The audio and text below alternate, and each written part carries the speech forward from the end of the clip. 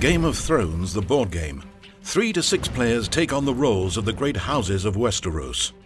By mustering armies, conquering territories and forming alliances, each house strives to claim the Iron Throne.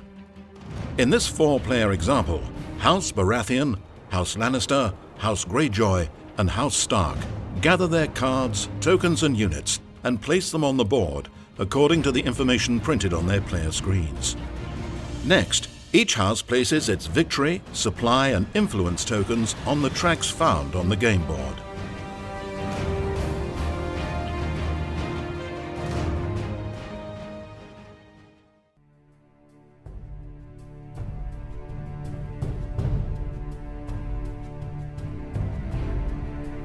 Gameplay begins with the planning phase. During this step, each player must place 1 order token face down on each area containing one of his units. Units consist of footmen, knights, ships, and siege engines. There are 5 different types of order tokens that a player can use: March, Defense, Support, Raid, and Consolidate Power. Some orders have modifiers that affect the combat strength of units on the battlefield, while other, more powerful orders are marked with a star icon. These special orders are stronger variants of each order type. The number of special orders a player may place during the planning phase is determined by his position on the King's Court influence track. March orders represent the movement of troops and ships across the lands and seas of Westeros. Only by assigning march orders to units on the game board can players take control of new areas and engage opponents in combat. Defense orders represent the preparation of strong defensive positions. They grant a combat strength bonus to the defender of the assigned area. Support orders represent martial assistance to combat in an adjacent area. A player may not only grant support to his own adjacent units, but to adjacent units controlled by other players. This makes the support order the fulcrum of intrigue and negotiation in a Game of Thrones, the board game. Consolidate Power orders represent the garnering of local favor, the collection of income tax, and the harvesting of resources from areas under a player's control. Raid orders represent aggressive incursions and pillaging of enemy lands. They are used to remove adjacent enemy support, consolidate power, and raid orders. After all orders have been placed, they are simultaneously revealed for the action phase.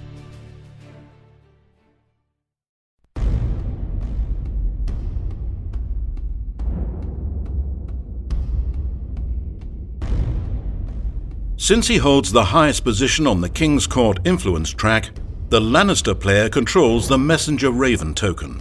He may use the Messenger Raven's power to either exchange one of his assigned orders with one of his remaining orders, or to look at the top card of the Wildling deck.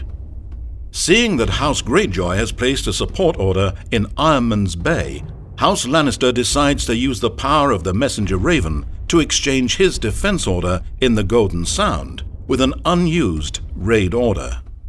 After the special power of the Messenger Raven has been used, gameplay proceeds to order resolution. Raid orders are resolved first, 1 order at a time, following the sequential house positions on the Iron Throne influence track. Lannister, the only house to issue a raid order this round, resolves its raid at the Golden Sound. In doing so, it may choose to remove any adjacent enemy support, consolidate power, or raid orders. Lannister removes Greyjoy's support order located at Ironman's Bay. Next, march orders are resolved, 1 order at a time, following the sequential house positions on the Iron Throne influence track. House Baratheon, in the first position on the Iron Throne track, is first to resolve a march order. Baratheon has 2 march orders, 1 at Shipbreaker Bay and 1 at Dragonstone. The Baratheon player chooses to resolve the march order at Shipbreaker Bay and moves one of his ship units from Shipbreaker Bay to Blackwater Bay. House Lannister is next. Lannister has 2 march orders, 1 at Stony Sept and 1 at Lannisport. The Lannister player chooses to resolve his order at Stony Sept, using it to move a footman unit to Harrenhal. Lannister's decision to move his footman unit out of Stony Sept would leave it unoccupied. However, each house begins with a supply of power tokens. Power tokens are used for bidding and to establish control of game board areas. Before leaving Stony Sept, Lannister elects to establish control by placing a power token here. In this way, Lannister retains control of Stony Sept even after the last Lannister unit leaves. As the Lannister footman unit has taken control of Harrenhal and its castle, the Lannister player moves his house token one step up on the victory track to indicate he now controls a total of 2 strongholds and castles. Stark is next on the Iron Throne influence track and resolves his march order at Winterfell to move its knight unit to Moat Cailin. Taking control of Moat Cailin's castle, House Stark immediately advances 1 space on the victory track. Greyjoy resolves its march order in Pike's Harbour by moving a ship out of the harbour and into Iron Man's Bay. Every player has now had the opportunity to resolve a single march order. However, play continues in this fashion until all march orders have been resolved. House Baratheon resolves its remaining march order at Dragonstone by moving a knight to the Kingswood. This is possible because a Baratheon ship unit occupies the adjoining Shipbreaker Bay sea area, forming a bridge between the Dragonstone and the Kingswood land areas by ship transport. House Lannister resolves its second march order and moves a knight from Lannisport to Riverrun. Gaining the stronghold at Riverrun, House Lannister immediately advances to the 3rd space on the victory track. House Stark's final march order moves his ship in the Shivering Sea to the Narrow Sea. Greyjoy marches a footman unit from Greywater Watch to Moat Cailin, leaving a power token on Greywater Watch to establish control there. However, Moat Cailin contains one of House Stark's knight units, resulting in combat between House Greyjoy and House Stark.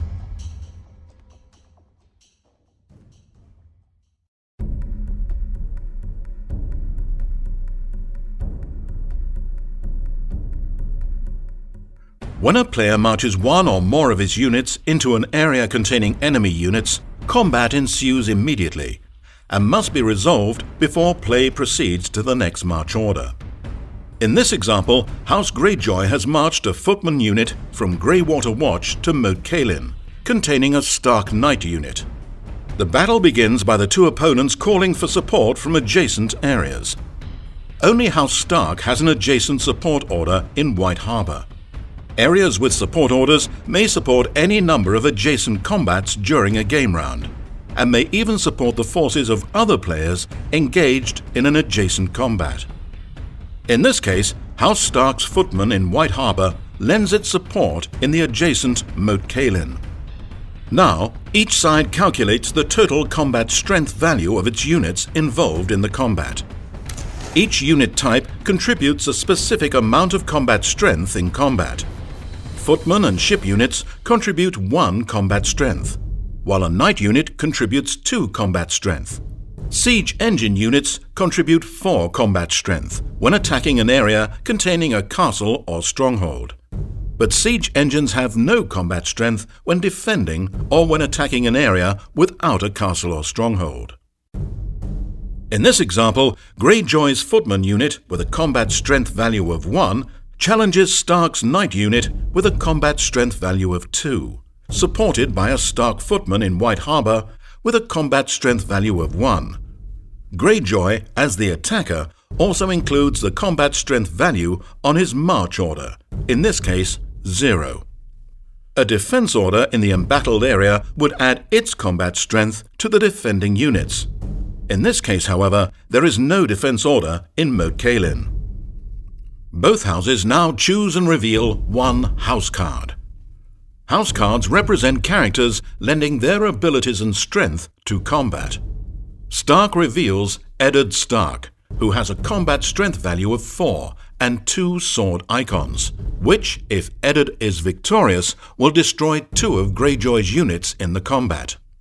Greyjoy reveals Balin Greyjoy, who has a combat strength value of 2 and an ability that reads, "The printed combat strength of your opponent's house card is reduced to 0.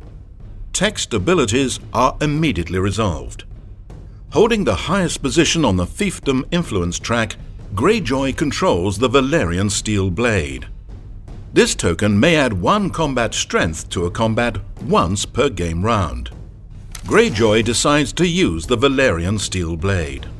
The final combat strength for House Greyjoy is 4. 1 for the Footman, 2 for Balin Greyjoy, and 1 for the Valyrian Steel Blade. The final combat strength of House Stark is 3, 2 for the Defending Knight, and 1 for the supporting Footman in White Harbour. As Eddard Stark's combat strength was reduced to 0 by Balin Greyjoy's text ability, he contributes no strength to the combat. Greyjoy wins the battle 4-3, and Stark's knight must retreat to an adjacent, empty or friendly area. After retreating, the unit is laid on its side. It becomes routed and can no longer provide combat strength this turn. Stark loses the castle at Moat-Cailin and moves down 1 space on the victory track. Greyjoy, gaining the castle, moves 1 space up. The next orders to be resolved are Consolidate Power Orders. Baratheon, first on the Iron Throne track, resolves his Consolidate Power Order in the Kingswood, gaining 1 power token for the order and 1 additional power token because the Kingswood area contains a power symbol. House Greyjoy has the only other Consolidate Power Order at Pike and gains 2 power, 1 for the order and 1 for the icon printed on Pike. After all Consolidate Power Order tokens have been resolved, Defense and Support Order tokens are removed from the board, and routed units are restored. The next game round now begins, and the round marker is advanced forward 1 space.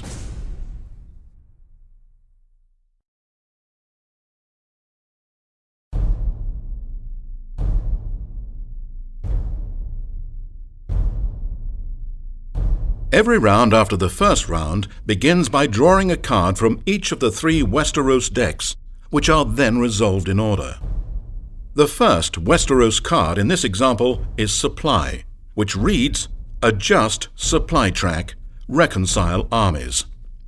When resolving the Supply Westeros card, each house in turn order counts the number of supply icons printed on areas it controls, and then moves its supply token on the supply track to reflect that level of supply. Baratheon counts 2 supply, Lannister 3, Greyjoy 2, and Stark controls only 1. A player's position on the supply track determines the number and the size of the armies he may field on the game board. An area containing a single unit does not constitute an army, but any group of 2 or more units in the same area does. If a player loses supply icons throughout the game, a future Supply Westeros card may eliminate units from his armies as they are brought into compliance with his lower supply level.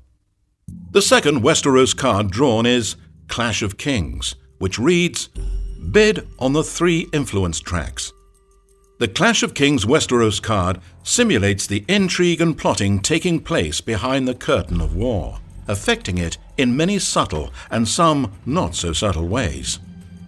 To resolve the Clash of King Westeros card, all influence tokens are first removed from the 3 influence tracks. The players will bid for positions on the tracks, starting with the Iron Throne track. Each player bids a secret number of his available power tokens, concealing the selected number in a closed fist. After all players have chosen, bids are revealed simultaneously. In this example, Baratheon bids 3, Lannister bids 0, Stark bids 3, and Greyjoy bids 2 power tokens. The house with the highest bid takes the first position on the Iron Throne track. Ties are broken by the house that currently holds the Iron Throne dominance token, in this case, House Baratheon. House Baratheon chooses himself for the first position and Stark for the second position. House Greyjoy, having bid 3rd most, is placed in the 3rd highest position, leaving House Lannister in the 4th position. After all positions have been determined on the Iron Throne influence track, the Iron Throne dominance token is awarded to the house on the track's 1st position. In this case, House Baratheon retains control of the Iron Throne dominance token. Next, bidding on the fiefdom influence track commences. Greyjoy wins 1st position with a bid of 3. Lannister wins 2nd position with 2. Stark takes 3rd position with a bid of 1, and Baratheon last with a bid of 0. After all final positions have been determined on the fiefdom influence track, the Valyrian Steel Blade dominance token is awarded to the house on the track's 1st position. In this case, House Greyjoy retains control of the Valyrian Steel Blade dominance token. Finally, the bid for the King's Court influence track is resolved. This reveals a Baratheon bid of 3, a Lannister bid of 2, a Stark bid of 1, and a Greyjoy bid of 1. Baratheon moves to the 1st position on the King's Court track and Lannister the 2nd. Then House Baratheon, controlling the Iron Throne token, breaks the tie between Greyjoy's and Stark's bids by placing Stark in the 3rd position and Greyjoy in the 4th position. After all positions have been determined on the King's Court track, the Messenger Raven dominance token is awarded to the house on the track's 1st position. In this case, House Baratheon takes it from House Lannister. With the Clash of Kings card resolved, play continues to the 3rd and final Westeros card, entitled Wildlings Attack, which reads, The Wildlings Attack Westeros.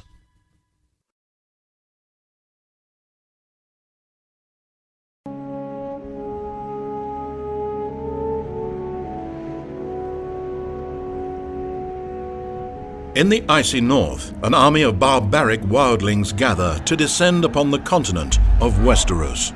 The ancient order of the Night's Watch protects the massive wall that defends against these dangers. Yet the strength of the Night's Watch will fail without the support of the great houses. Some cards in the Westeros decks are marked with a wildling icon. For each such icon, the wildling threat token is advanced 1 space on the wildling track. When the track reaches 12 or a Wildlings Attack Westeros card is drawn, players must resolve a wildling attack by collectively bidding power tokens against the threat illustrated by the wildling track. In this example, the wildling threat level is 2, representing the amount of power the houses must collectively match if they wish to stave off the wildling threat. To do so, each player bids against the wildling track by selecting and holding a secret number of his available power tokens in his closed fist. The combined number of bid power tokens is the Night's Watch strength and is compared to the wildling strength. In this example, all players bid 0, as most had spent all their power in previous phases. With a wildling strength of 2 against a Night's Watch strength of 0, it is a wildling victory. The threat token is moved back 2 positions, to a minimum of 0, and any bid power tokens are discarded. Next, the top card of the wildling deck is revealed and shows a Mammoth Riders card. The wildling victory section on the card reads, Lowest bidder destroys 3 of his units anywhere. Everyone else destroys 2 of their units anywhere. Since each house bid the same amount, it is up to House Baratheon, the holder of the Iron Throne dominance token, to break the tie and determine who will be the lowest bidder. After resolving the Wildlings Attack card, the Westeros phase for this game round has been completed. Play now proceeds to the planning phase. After 10 game rounds, the house that controls the most areas containing castles and strongholds is declared the winner. If, however, at any time during the game a player controls 7 such areas, that player immediately wins the game.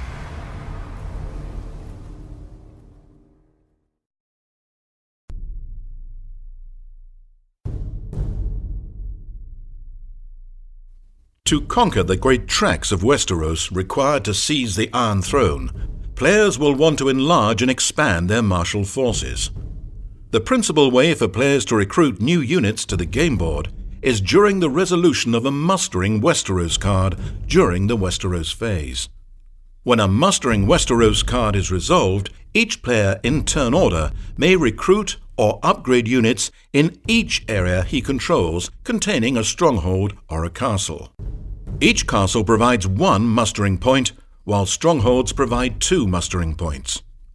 When mustering, a footman or a ship unit costs 1 mustering point, while a knight or a siege engine unit costs 2 mustering points.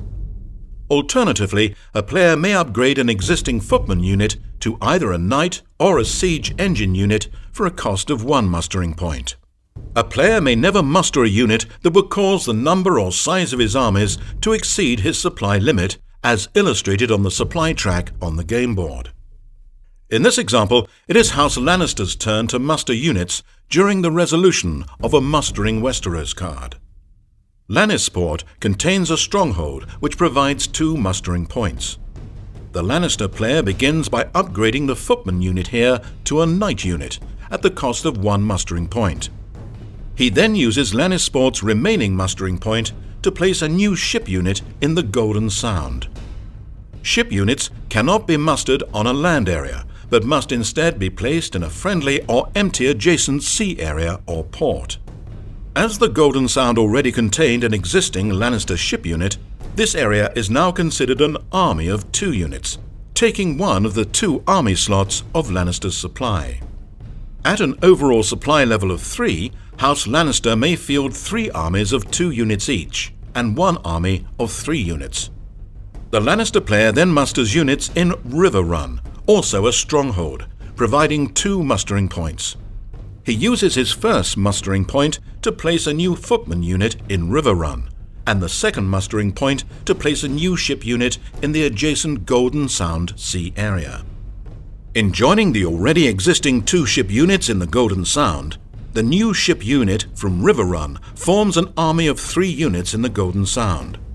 This is a legal placement, as Lannister's supply level allows him to field 1 army containing 3 units. Lannister's final mustering area is Harrenhal, which provides 1 mustering point. Lannister spends this point by placing an additional footman unit here, forming an army of 2 units. House Lannister has now concluded its mustering. In order of the Iron Throne influence track, the next house now resolves its mustering. This continues until all houses have mustered units on the game board. Will you take power through force?